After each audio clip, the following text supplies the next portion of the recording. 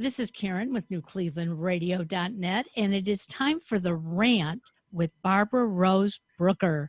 Hey, Barbara, how are you? Great, Karen. It's great to see you again. Woo-hoo! This is the rant. Yes, it is. So we're taking a little different path today because, you've had other guests on in the past, and some of them you've known, some of them you just got to know. But this special guest, you've known her for a long time. Oh, yes, I've known her a long time. It is my fabulous, fabulous daughter, Suzy Unger. And she's not on just because she's my daughter. She's on because she has so much to say, listeners. And what I'm interested in is, you said something earlier, Karen, follow your passion. Well, just because you're a mother and daughter doesn't mean you have to stay in your own lanes and own generations. In my day, Mom stayed in her house coat the whole time, which I'm using that metaphorically. Suzy grew up with a mom who I went back to school and published my first novel at 50. I'm 84 now, and I'm still following passions. Suzy was a top talent agent, worked herself through NYU, worked at WME, is still a top agent, and went through a lot, which she'll tell you about. And at 50, she went back to graduate school, and just now she is a licensed, certified, after many years, fabulous therapist in Los Angeles. So here's my question, Suzy and Karen, or more a statement. I like being an I don't want to use the word activist, but fighting against ageism. I like the crossing of generations at any age. Suzy and I have crossed generations. And how has it affected, or has it affected, our relationship? I think it's made us closer. I'm going to go back a little, and I'm going to say that you just introduced me in all these superlatives, and I was a top this and I was a that, but no one's going to connect to me on that, because the truth is I was broken during all of that time. And I think it's important when we're talking about success that we also talk about what we perceive to be failure. And in a society where, at least when I grew up in the 60s, if we were to deconstruct the ideas around what it meant to be successful, or what it meant to be a good mother, or what it meant to be a good daughter, my mom might have failed against all of those markers, and I may have failed as a result of that in many of my confidence or self-esteem or school.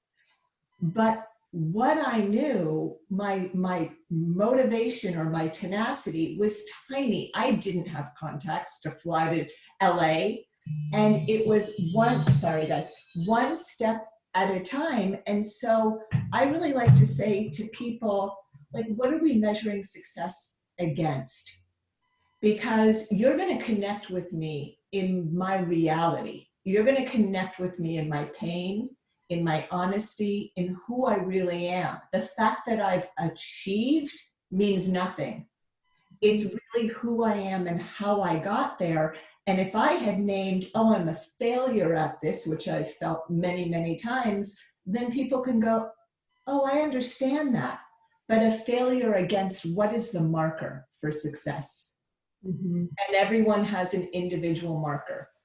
Well, I think what you're also saying too is how generations, tell me if I'm wrong, generations are changing all the time. Our mores, the issues sociologically and psychologically are changing, and particularly for women. That's why mothers and daughters I'm talking about today. What my mother felt, I don't feel now, and I'm speaking generally, I'm not talking about loving and respect and all of those things. her plight is different, was different from my plight, as your plight is different.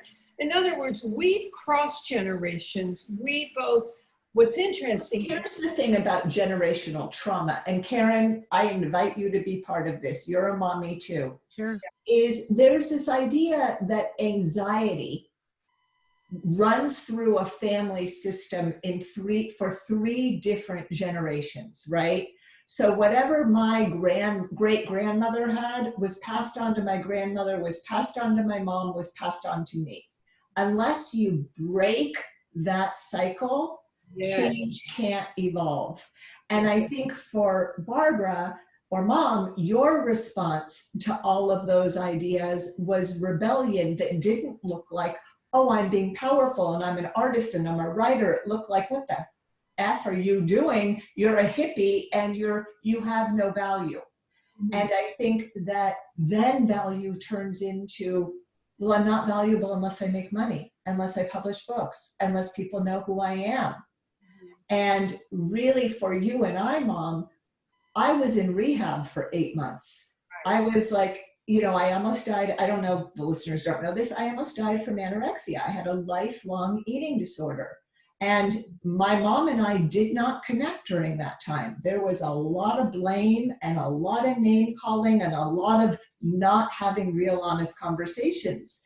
And it wasn't until I got well in my 40s where I was able to connect with you in a way that brought about real authenticity and honesty and change for us in a relationship.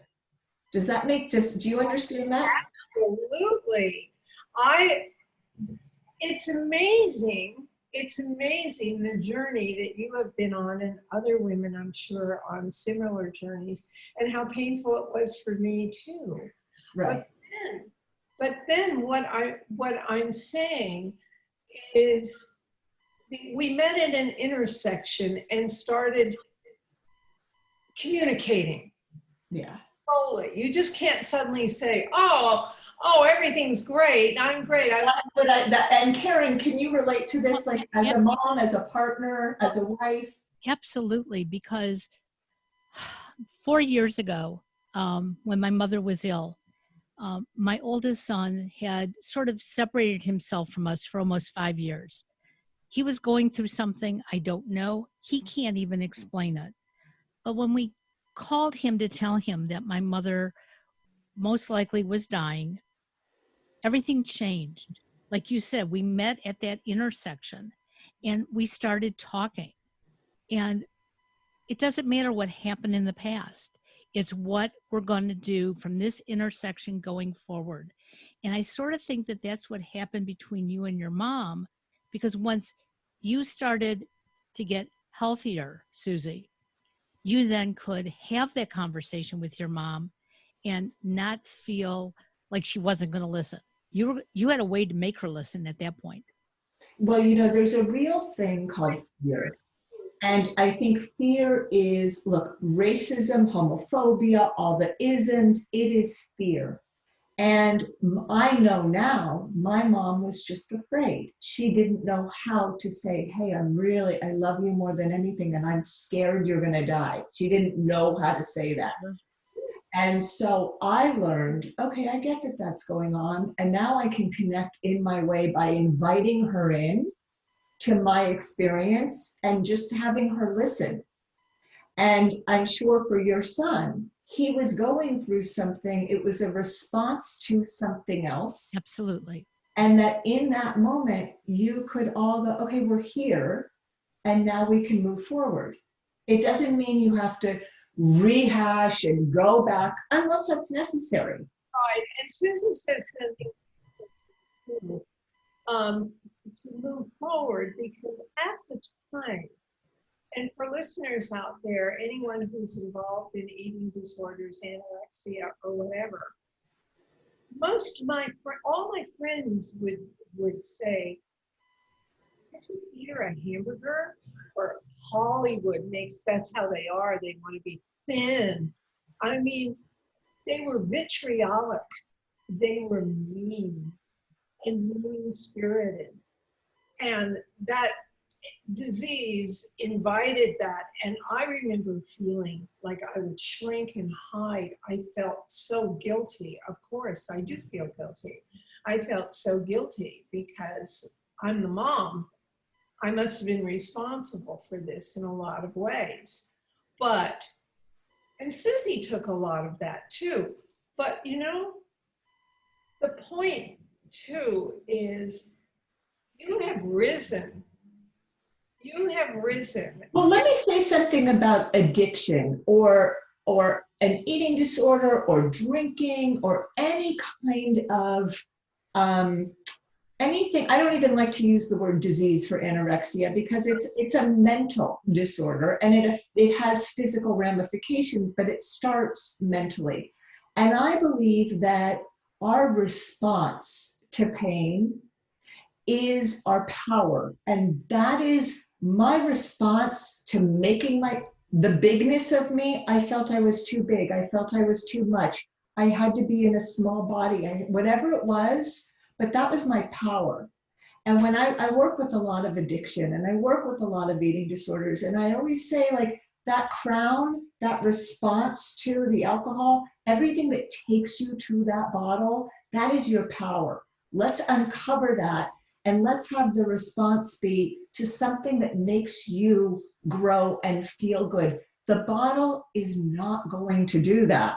It's just a distraction. So, did you know that you were anorexic? Honestly, I did.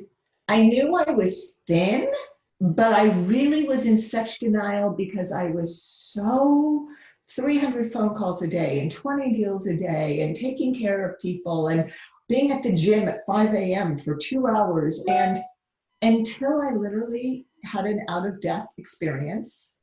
And I was, I think, I don't even like to say numbers, but I'm 5'9" and I was under 100. I really didn't know, Karen. I really didn't know until I got into treatment. And that was really painful.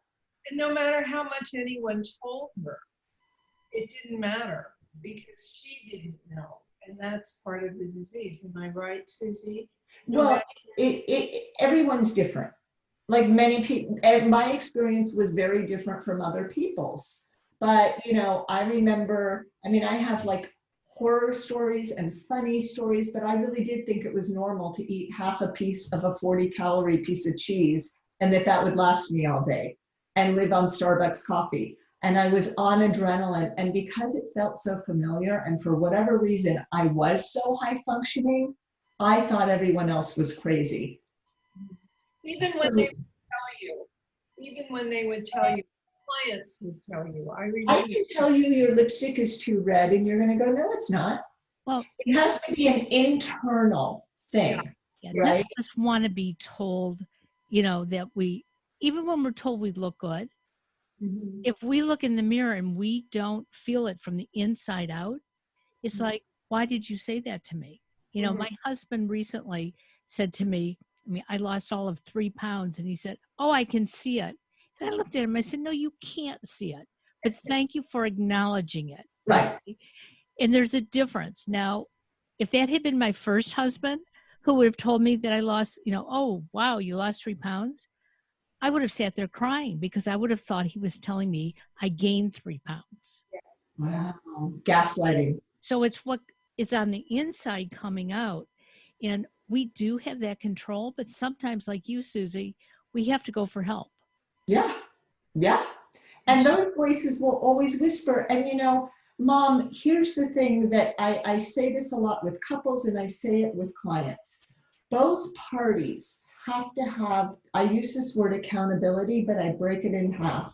The ability to account for your experience. You can't just say to someone, you're anorexic, you're sick, you look too thin when you're the mom. There's something that happened or transpired where I had a response to, whether it was her behavior, society, whatever it was, something happened somewhere with us. Right. And we had to talk about that. Mhm. And because when you grow up in any kind of trauma or any kind of, I had a stepfather who was an alcoholic. These things affect us as children. And you don't just grow up and go, oh, I'm 21, I'm going to college, life is good now. We're all carrying the wounds from our past. And the wounds from our past, that we should freeze right there. I mean, I'm 84 and I still schlep to therapy every week, even though Good. and I'm happy about it, because I do believe that our inner life and our inner voices and our potential is infinite. This business about being, oh, I'm 60 or I'm approaching 60, I'm approaching, I'm pushing 90, so I can't. No, yes, you can, as Obama says, yes, I can, yes, I can, yes, you can, yes, you can. So the intersections, getting back to the intersections, I also think what's interesting is that we, at the number 50, the number 50, you left to get well. You checked yourself in and you went on a journey, and you left a job that people would die for. Big money, big stars, big everything, and you were good at it. Not to mention working yourself at university and holding 3 jobs and working at CNN with God bless him, in all those years at Disney and everything. Not just that outer journey, but isn't it interesting that at 50 you said, that's it, I want to be. Well, look, I really do believe this. You know, I work a lot with sexuality, and I believe that we're all on a continuum. And I don't believe, oh, we were born this way and this is how we have to live life. I really believe that at 50 or maybe at 60, I will decide I want to be a painter. Or I say this to clients, especially young kids who are like, I don't know how I identify.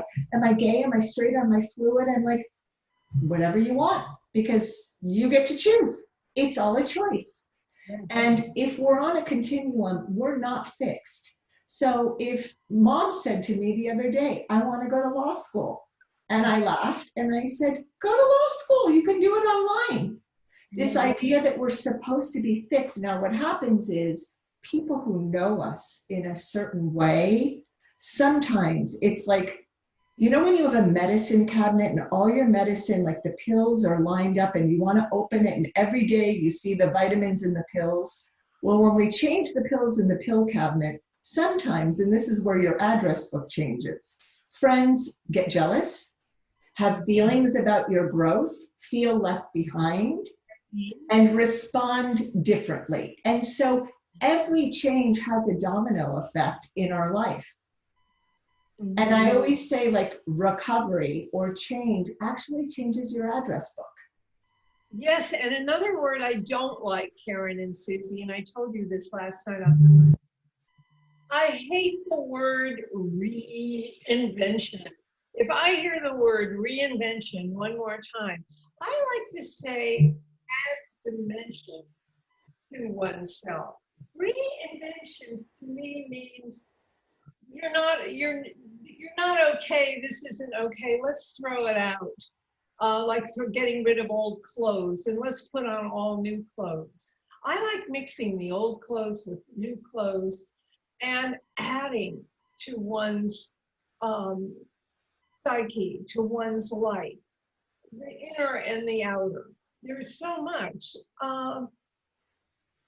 And the crossing of generations, I'm saying for the listeners, and Karen, I think you know this too.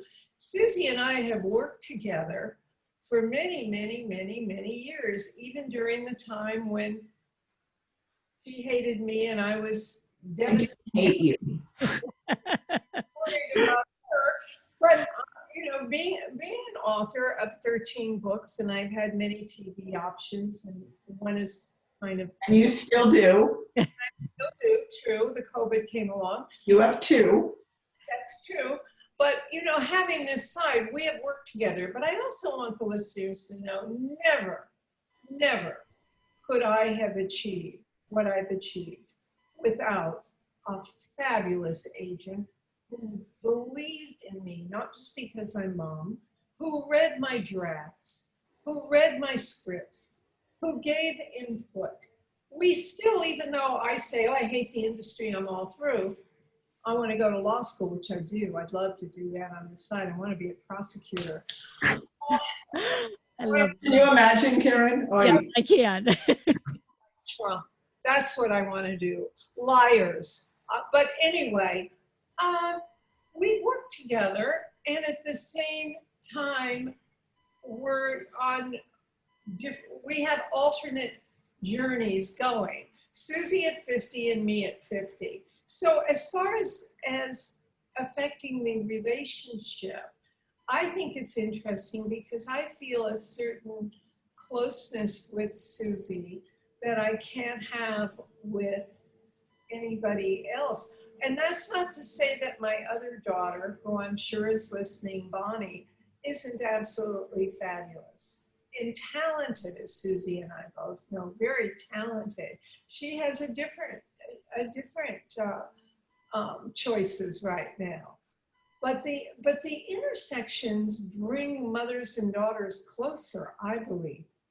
well, let me ask you both a question. Go ahead. What do you think as a mother, because Karen, you're a businesswoman and you're a successful businesswoman and you started doing this not that long ago. Right? And, Mom, you're constantly doing new things. But as far as like parenting, what have you both had to sacrifice in order to hold on to your dreams Well, as a mother? yeah. Well, different than you, Barbara. I've been married, for 36 years. But Congrats.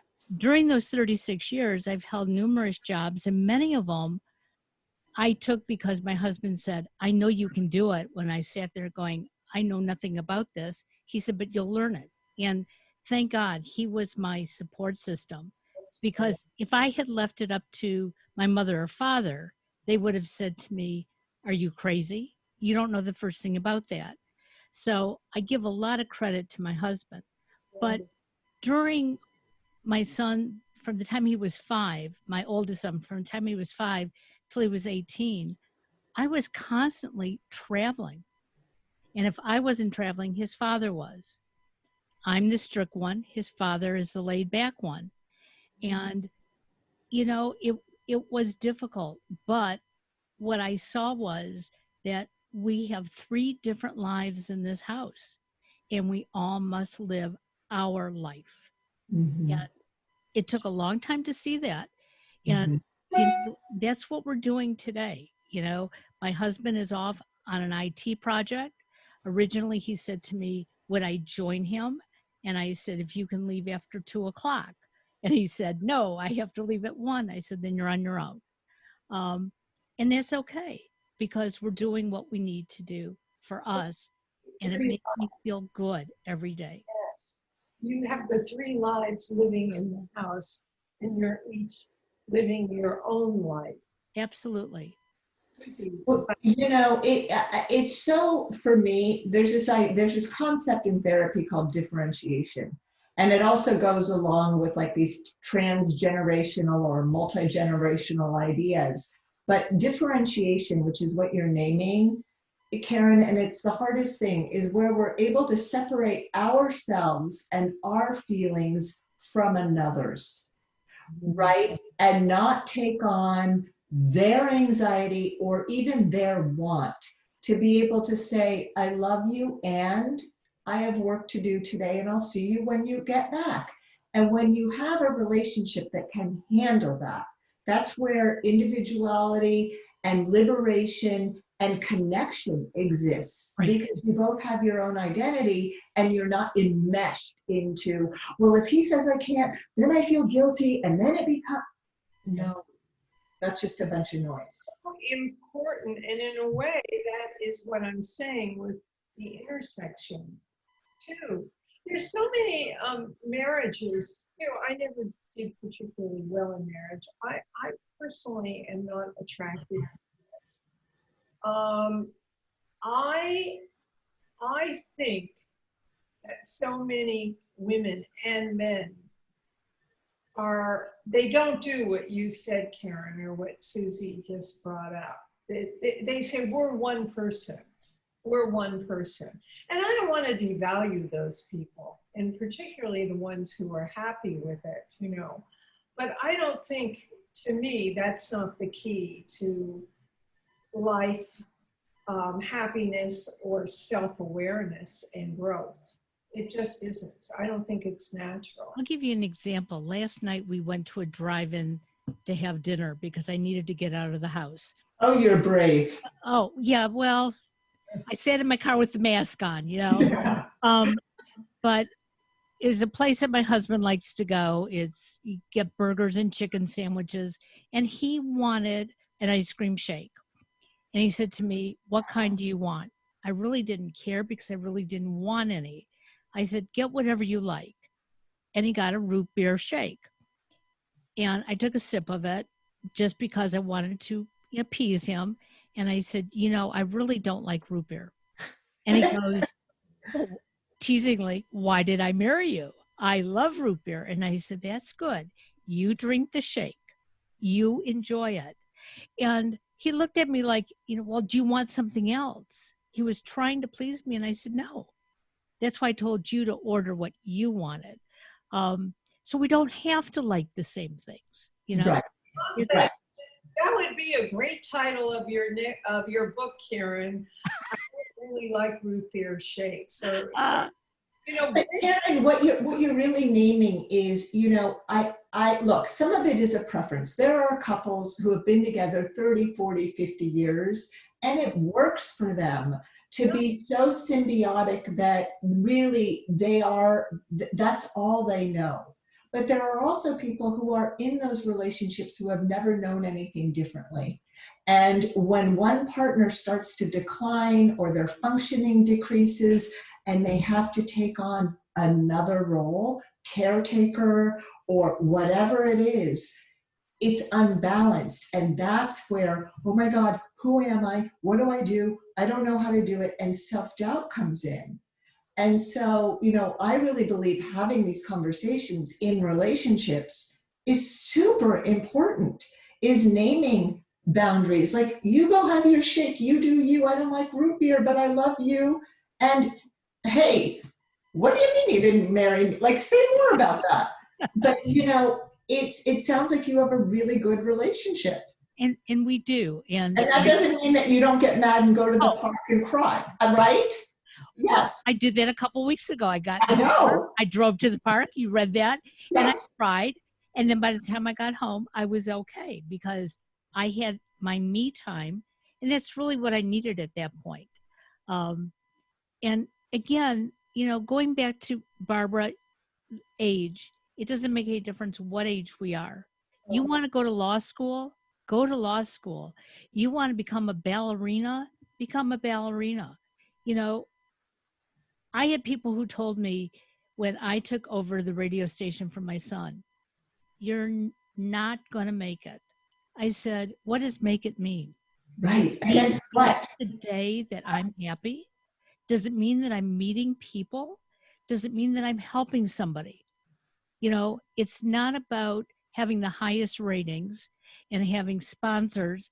Yeah, that all would be great, but that's not what I'm in it for. you know, very important with Karen, what you just said, Karen, because, you know, as an author, I get all the time, "I didn't really like your book. Oh, you know, you really haven't gotten anywhere. Maybe you don't have a bestseller yet. Maybe you should do this." You know, yakety, yakety, yak. First of all, I do it for the craft, and I'm passionately in love with it. Working on another book right now. But it's not the only thing. And I think what you're both saying too, it's not the only thing. And there's so many other things that I and all of us also want to do. I mean, Karen getting this podcast and, you know, taking a chance. Well, I firmly, firmly, firmly believe that all of us in life, there are three things we need. We need purpose. Yes. We need meaning, and most importantly, we need connection. Yes. And connection is everything, because guilt and shame, as Brene Brown says, you put that in a Petri dish and you add isolation and it will metastasize. But if you're able to talk about, hey, I'm really scared, I'm 84, I don't know where my next check is coming from, I have these passions, it unleashes this ability to go, yeah, I'm scared and I'm going to do it anyway. Yeah. And, you know, I really believe, like Karen, what you are doing, you are connected to a community every single day. Right. Other voices, other perspectives that you get to just notice, that's another perspective.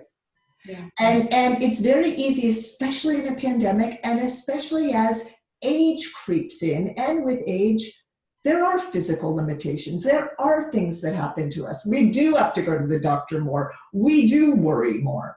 But to be able to say, hey, I'm scared, or this is something that I'm thinking about, really unleashes and puts a fire to that fear. You know, I really had to come to terms with, wait, what if I don't pass this test? And I really had to sit with myself, because the truth is, it was my second time. Yeah. And the first time, and I say it because I want to help other people out there, I was so filled with anxiety that I didn't even take the test. I left the room. And so this time for me was like, wait a minute, what if I don't pass? And I really came to the conclusion that actually nothing in my life is really going to change. I'll make a little bit less money and I won't be licensed. Okay, I'm good. Mm-hmm. I'm still doing what I want to do. And I have people in my life that I love. And I use this sort of idea of, I invite in my friends. I'm too old. The people that I trust and I really love, they're invited in. But not everyone gets that entree. And so for you, Mom, people that are whispering in your ear saying, well, you're not a bestseller, or you're not that, that's a boundary going, I actually don't need to hear that. I know. Or poor thing, and you know, all her life's been hard. But see, it's easy for us to internalize that and go, well, maybe they're right. And they're not right. You have to shut that down. I mean, I did go through that at one time. How old are you now, Suzy? I just turned 58. Oh my God. I love it. You're 58. And how old is Henry? Henry's her husband. How old is Henry? He will be 65. And you know, our marriage has lasted because we are so, that word, differentiated. He has his own life. I have mine. We are monogamous. We do but he has friends that aren't my friends. He does work that isn't my work. We have different interests, but what bonds us is just, we laugh and play and love each other like animals all day. Mm-hmm. And we don't even have to talk, because he's not the guy. It's like going to a grocery store, relationships. My husband is not the guy that I'm going to sit with going, oh, tell me about your feelings about the world. He's not that guy. Yeah. So I have to go shop in aisle 8 for that. Uh-huh. Right? Yep. And we all I think we all think that our partners or a friend is supposed to be all things to us. We get different things from different people. Absolutely. You know, I used to say that I had this love-hate relationship with my mom, and I was very close with my mother-in-law. And for a long time, I felt guilty. How can I be this close with my mother-in-law and love her so much and have this love-hate with my mom over here? And sadly, I didn't understand it until after my mother-in-law passed away. And I realized my mother-in-law lived less than a mile away from me, and she knew her boundaries, but yet she would call and say, would you like to go to lunch? Whereas my mother, who lived 4 hours away, would call me and say, so when are you coming again? Right. I just got home from visiting her, okay? So it took me a long time to understand, and it's the words we use. But besides the words we use, it's what we internalize inside when we hear those words. And so, you know, I finally learned how to listen to my mother. And So Karen, now in listening to your mother, what can you say now what she was really saying when she said, can you come again? Yeah, that she loved me, that she Yeah. missed me. And she missed you. Yeah, That was it. that was it. But I would take it on like, oh my God, I was just their mother, and you know, we didn't have a good time to begin with, okay, Right. or something like that. But that's why I don't go to my older son who lives in Chicago. I don't call him and say, so when are you coming to visit? I just enjoy our conversations. And when he's ready to come here or I'm ready to go there, that's what we'll do.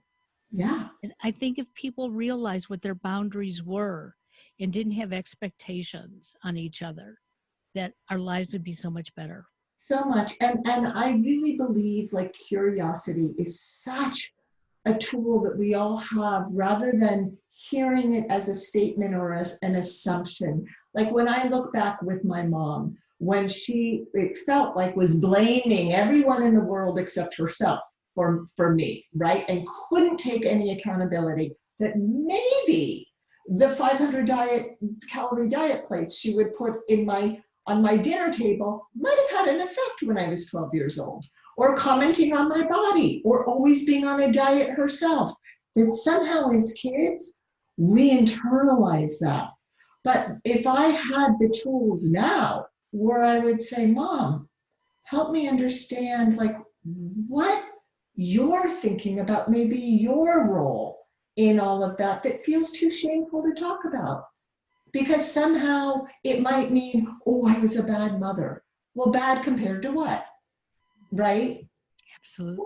Well, I think what you're also talking about, and I'll just skip a little bit and say that during this pandemic, one thing that has struck me, I don't know how all of you feel and the listeners, it has forced us to look deeply into ourselves. I mean, there were things, oh, I've got to meet someone for lunch, or I've got to do this, or I've got to do this. So you're running, and at 4 o'clock, I've got to get back because I want to edit my proofs, and things like that. No, it's not like that. I'm home all the time. There's a quarantine essentially going on, except for my walk. But there is a dive. There is a trip, I call it. I've been traveling deeply into myself, into my dreams, and and facing the regrets and the sorrows, and watching my past like watching a movie, seeing the scenes that I was in, feeling the pain, and then after I feel the pain, saying that happened. I can't get it But you out. can also say, which, because you can also say, wow, I was in a different place then. Which I am. That's Yeah. that's my point. We are all on a journey. And during this pandemic, it's not only, to me, it's like a miner going deeply into the bowels of the earth for their jobs and then coming up again. So I'm mining inside. I'm coming up, learning new things like all of us, Zooming, technology, working with an intern to learn more about technology, to be cool, to be with the youth, to not say, oh, aren't they this or aren't they that, but to merge and blend and to move on until my last breath, because I believe that after we pass, there is another journey. And the more that we learn about ourselves and what's going on in the world and more skills, we'll be on probably a better journey. So that's my belief. So getting back, wrapping up all of this into the generational journeys we have as mothers with our sons and our daughters. It's very interesting because I think in this generation we are we are we are listening more to them. We're sharing more. I know that the work I've done with Suzy, I mean, it's career-wise. I mean, the work she's helped me with. We still, I think we still enjoy talking about, oh, did you talk to that agent? Oh, this or that, or what do you think about that? It's exciting Well, it's a whole pathway in our relationship that most mother-daughters don't get to experience. And so, in a certain way, I am the mom. I am the one who always has been taken care of. And now, like, if I'm going to be like her manager, I also have to go, no, you need to stop being emotional. This is the way it is. And if you want to play in this game, this is what it looks like. Okay, now we can gossip. Yeah. But to set the expectation for what it is, because it's a bunch of shit and it's really hard and there are no guarantees or promises. So it's like going downstairs to the slot machine and going, okay, I have $10, just see what happens. There isn't anything. But one thing you did say to me, Mom, I think I was like 48 or 49, and I was like, I think I want to go to grad school, but I'm so old. And she said, you're going to be 51 or 52 anyway. You might as well have your credential. And I was like, oh my God, she's right. I am going to be that. And time goes so fast. Now, if you had told me it was going to be actually like 7 years, because it takes way longer than they tell you, but thank God I did. And you did that for me, because I was like in self-doubt. Do I want to go do that? I don't even know how to use a computer. How am I going to go to grad school? But see, my mom, God rest her soul, was from a different generation and was a talented pianist and talented woman.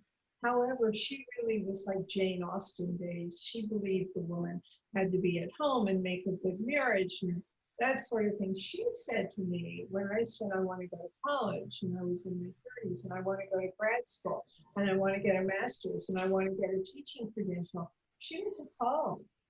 I mean, she said that you should, you've got to meet somebody. You're going to be alone, a woman alone. You can't get a table in a restaurant alone.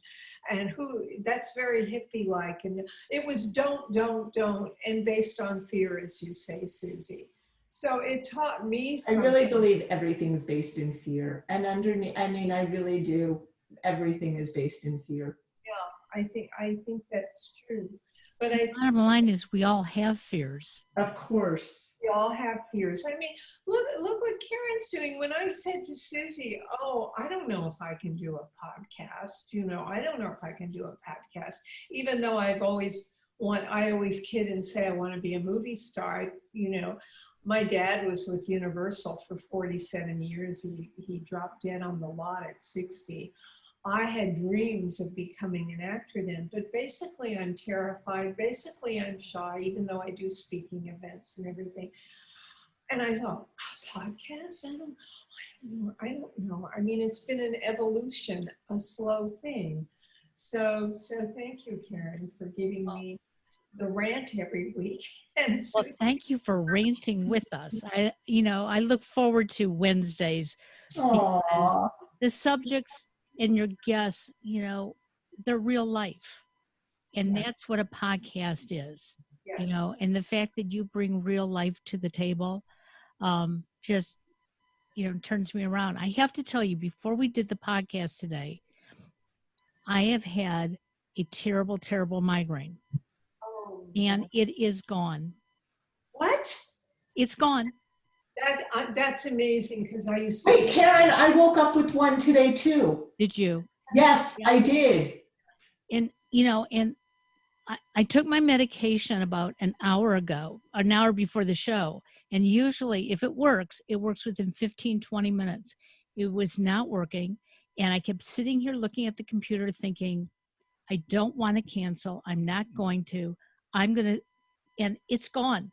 It is totally gone. So thank you for ranting. Yay. Well, I'm going to thank Khloe Kardashian, because I heard her on The View talking about Nortac or some med that I called my pharmacy, and it is a godsend. You put it under so thank you, Khloe. I really appreciate that. Well, in wrapping up, I want to say, first of all, thank you for Karen. And you are, in the words of our fabulous Amy Ferris, you are a shero. And congratulations to you to pushing aside fear or other people's voices and saying, no, I'm going to do this. And really doing it, because you do it and you do it. Like, you are there. I appreciate it. And to Barbara Rose Brooker, who is my every single day mentor and hero and mommy, like, thank you for everything that you are. And when you have those voices of sadness or doubt or regret, try and reframe them as, wow, I was doing the best I could with what I had at the time. And that's all I could do, period. Well, thank you for that. Thank you. And you know, I just want to say we're going to have listeners a Shiro party, Zoom party. So stay tuned, honoring Karen. And we're going to bring in all these fabulous guests she's been having. I mean, I hope everyone just tunes in. Karen, when's your birthday? March. When's your anniversary of starting your podcast? May. Oh, well, we'll have to find another celebration because that's a little far away. I celebrate every day when I'm with people like yourselves, and I can't wait for the pandemic to be over, because we then have to get together in Absolutely. a real place. That reunion. Absolutely. See, And we'll march. Yes, yes. Okay, thank you so much, both of you. That was fabulous. And for any listeners out there, put your fear aside and try and connect to yourself and reach out for help if you're struggling. There's great therapy everywhere now. And this is a time where people really need to connect. And so, you know, I can be reached on my website, Suzy Unger, but there are people out there all over the place. I want to say about the Age March. Everything is possible at every age. Age is not a number.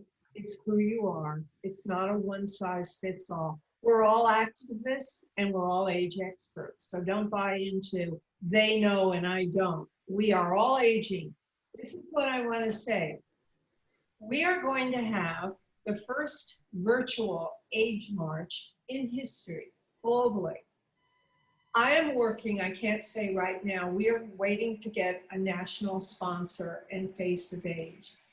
Karen, you know, we've had way over 1,000 people join agemarch.org so far for our Age March. Every day I'm getting people from all over the country joining. This has been a decade of work. My motto, the logo now, and you can see it on agemarch.org, is Age Magnificently. AM Age March, Age Magnificently. And that's what we're all talking about today. Just keep going. Just keep going. Stay on your lanes, but you might see another lane and you might jump onto that too. So, and you can always find me at barbararosebrooker.com. You can see my TV appearances, and all our podcasts are on there. They're also on YouTube. And stay safe and stay magnificent. Have a great day, ladies. Mwah! Bye. Bye.